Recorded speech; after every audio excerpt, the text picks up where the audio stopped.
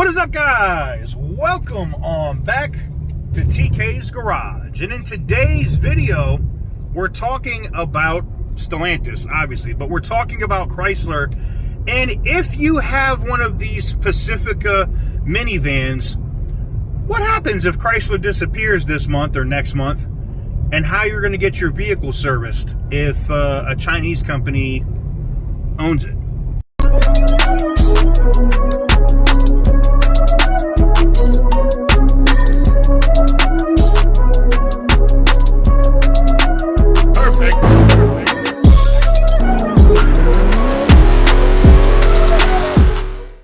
What is up, guys? Welcome on back to TK's Garage. So this story is a two-part. We're going to talk about two separate things here in today's video. One is Stellantis actively, every time every time a Chrysler Pacifica is coming in to the dealer, they can just be coming in for an oil change.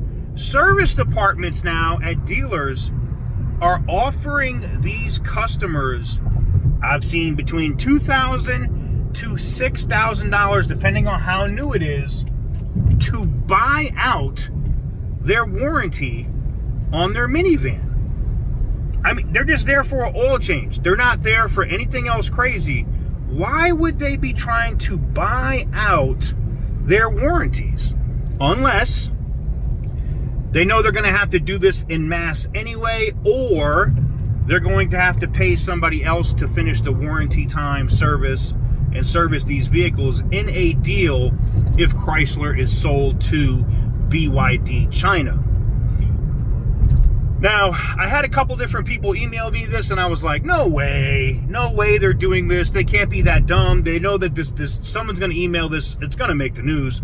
Like, no way. There's no way they could be that dumb. They're that dumb. They're certifiably retarded. They have emailed, they have an email thing, so they were like, if you accept the offer, then somebody with Chrysler services, I don't know what their premium service or whatever the hell it is, emails them, they get an offer, they send them over some documents, which they sign, they send back, and then Chrysler basically, Stellantis, cuts them a check, and then the warranty on that vehicle is voided. Now, obviously, people that have lower miles are obviously getting bigger checks than people that have more miles and are about to be out of warranty. But I find it very interesting that people are just coming in to get an oil change at the dealer, or people are just coming in to get basic work done on their vehicle, like something small, like replacing spark plugs, or, you know, get a belt changed, or just general maintenance, brakes done. And then they're getting an offer from their service advisor to, hey, you know, we can take care of this on your vehicle and it won't cost you anything. We'll do your brakes for free, and here's $3,500 if you sign here, but it voids your warranty. Now, struggling Americans right now, and this is the scumbag stuff that companies do, all right? Struggling Americans right now, you know, families, because that's who owns these minivans, right? People don't have these Chrysler Pacificas with the kid monitors in the back and all that crap because they just like them. You know what I'm saying? They have them because they're hauling kids around and stuff, or have a family. What I find interesting is, though, is that it's like you're taking advantage of a bad situation, right? You know, somebody, it's almost like title loan companies with people who can't manage money good or get into a hard spot, and they offer this, you know, 250% interest rate loan on your car's title. That's basically what Chrysler's doing here, is they're basically saying, hey, I know you're in here to get your belts done and your brakes are almost metal on metal. Hey, we're going to take care of your belt. We're going to give you an oil change, and we're going to do your brakes for free.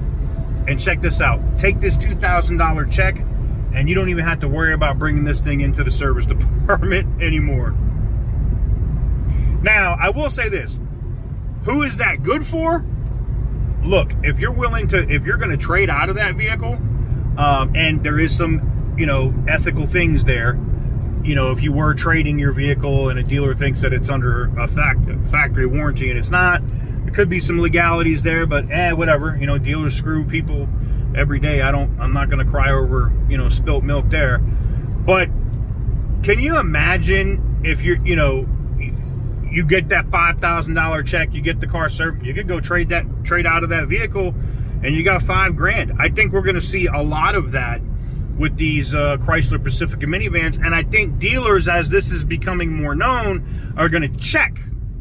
They're going to check if that warranty is still there, you know, that factory warranty, and or we may see a valuation drop in these Chrysler Pacificas where they lose $3,000 to $5,000 in value, like this, like some Tesla stuff, just because they are not, they don't have any warranties. You know, people are getting this money out of their vehicles.